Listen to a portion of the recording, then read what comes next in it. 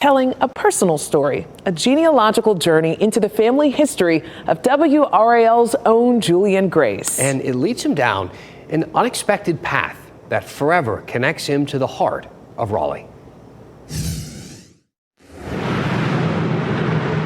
Coming from Indiana, I've always felt a deep connection to the city of Oaks. My grandmother gave birth to my mother in this city, but they eventually made their way to the Midwest. My great-grandparents made their living here. I've also got a handful of cousins I see every month, all of whom call this place home. Beyond that, though, my family's ties to North Carolina were a mystery until one February day when everything changed. All right. Julian Grace. Hey. Actually, you're the one telling the stories, but I want to talk about your story a little bit today. Our Enterprise executive producer, Ashley Talley, called me in and piled up document after document in front of me. Who do you see on this, the four people here? Who do you see? She brought in marriage licenses, death certificates, addresses on dirt roads, census records, and a family tree reaching all the way back to 1825. The documents told their stories. A 1915 city directory shows my great-great-great-grandfather, Willis Mooring, was an elevator operator in Raleigh. My great-great-grandparents, Walter and Eleanor, worked a farm in Swift Creek in southwestern Wake County. Even this 1971 picture showing Mayor C.B. Jones and his sledgehammer tells a story. At the time, much of the Fourth Ward was considered one of Raleigh's oldest black neighborhoods.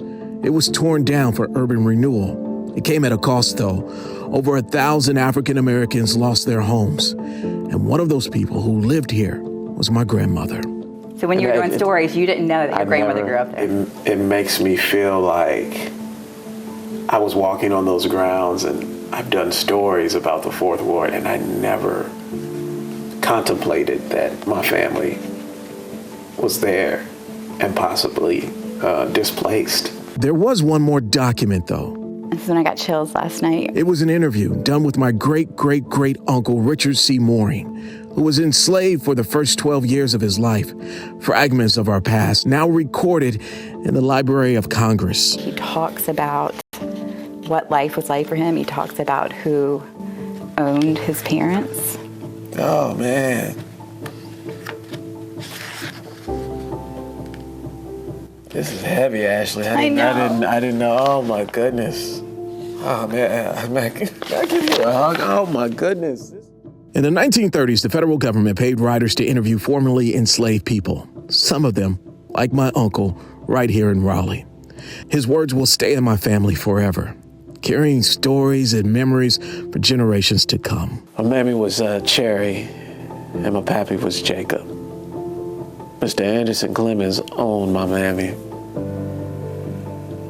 I don't know much about Mr. Mooring, because we stayed with Mr. Clemens near Apex in this same county.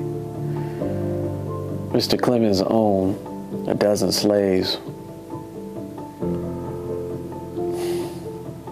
He whooped some, but not very much. Walking the streets my forebears walked, touching some of the places they called home, reaching the words of family members born so long before me who went through unspeakable hardships, is history that has never felt so close. Reporting in Raleigh, Julian Grace, WRAL News.